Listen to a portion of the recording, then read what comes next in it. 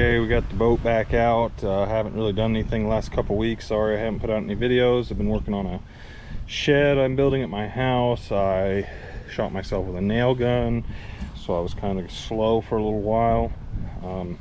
Haven't done anything to this boat, so I'm going to do what I should have done a little while ago, and I'm going to put water in the bottom and look underneath and see if I can see where it's coming in. I haven't done anything with the fiberglass. That is gone now, so get all this stuff out and start putting some water in the boat.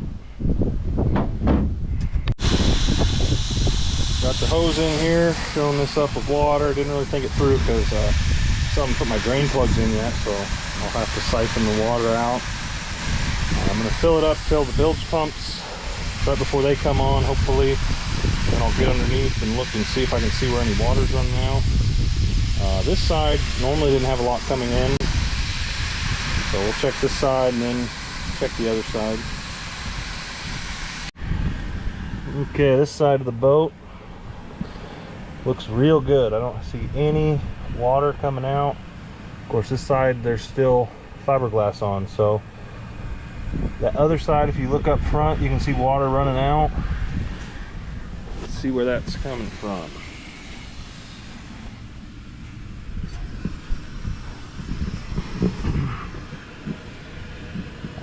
Coming right out of this front corner of the aluminum, and a little bit coming out there. It looks like that weld might have cracked. So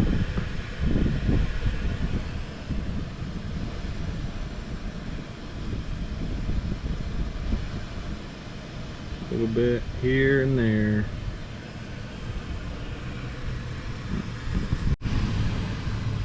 Just noticed because of that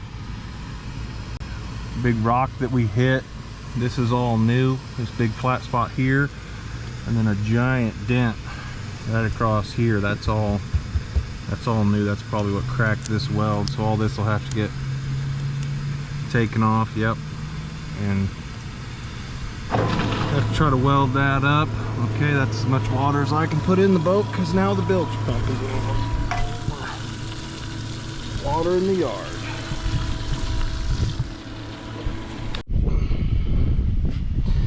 All right, so now we know where most of the water is coming from. Get this dried back out and work on a plan to fix it. I'm gonna have to get it back in the shop, jack it up, redo all my fiberglass work, which is kind of annoying because now it'll be on top of me instead of the boat being upside down, because I really don't want to pull the motor and stuff back out of it. Okay, we got the boat in here on our totally approved boat lift. I got one strap going around the nose. As soon as I get it picked up, I'm going to grab another strap and go from the bow hook here up to this crossbar, just in case that one tries to slide out. And then I got one on each corner on the back. I would run one underneath, but since we're going to be working on the bottom, I didn't want the strap to be in the way, so we'll see if it picks up.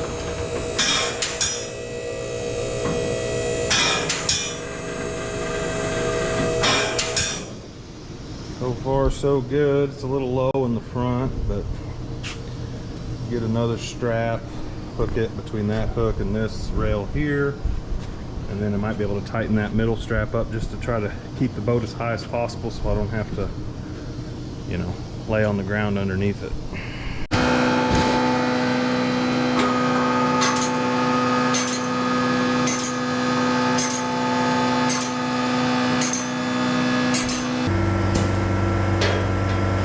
Okay, got it up in the air. We'll pull the trailer out and see what it looks like under there. Okay, here we go. Got my rolly chair. It's about the perfect height. There's a better view of that big dent right there and this crack that got put in this aluminum. So got a lot of water that was running out up in here. Oh yeah, there's a little hole in the 5200. This gap was fairly large. I didn't like that, but I didn't really know how to form the aluminum any better. So we will try again, I guess. I'm gonna peel all this off because obviously it's not sticking to anything either. And I'm gonna sand all this down to bare fiberglass, get rid of all the gel coat, and try it again, I guess.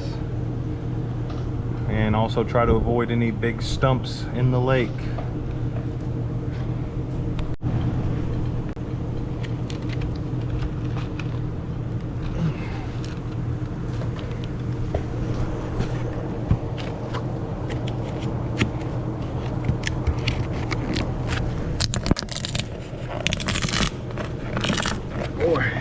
Where it's stuck, it seems to stick pretty good, but none of that in there did much of anything. So next part you'll see, we'll be trying to get all this stuff cleaned up, get it off of here, and then we'll order some more fiberglass mat. I'm gonna get some of the rougher stuff, put it on first, and then go back over it with this, so it'll be a little bit thicker fiberglass, and just hopefully it'll stick. So don't seem like we did any damage to the fiberglass itself. I'm assuming that was what ripped this whole chunk off, was whatever we run over. Got a little scuff in my ride plate there, or my intake grate, sorry. But impeller and everything still looks okay, so yeah.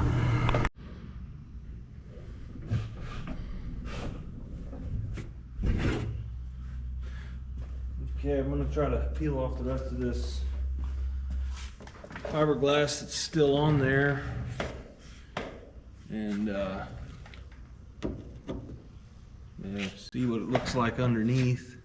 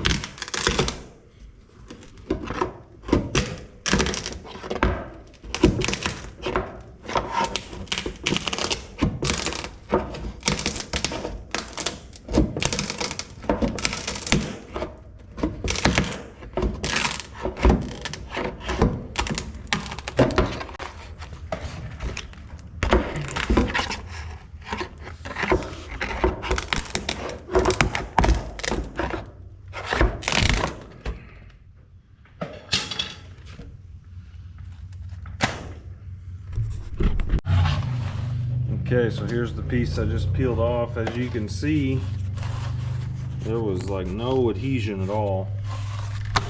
So apparently you got to sand all this gel coat off, which is what I'm going to do. The only place it seemed to stick real well is it stick right here where there was already bare fiberglass from the other person's previous repair. So that side is still stuck real good, which is nice. I'll just DA that down and we should be able to go back over that. But all this here where there's gel coat underneath it, that's all going to get sanded off. Up in here doesn't really matter because I just put some gel coat in there to cover up the fiberglass that we put in there, but there was no damage or anything to cover there. It stuck real good, it seems like, to this bare aluminum.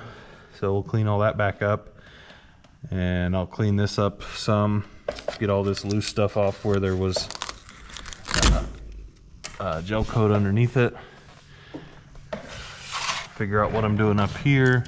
There was no actual fiberglass cloth up here on this nose piece, and it did crack it there like I showed earlier. But I'll have to get some more fiberglass ordered. I'm going to try a different resin this time too, just because it's easier to use.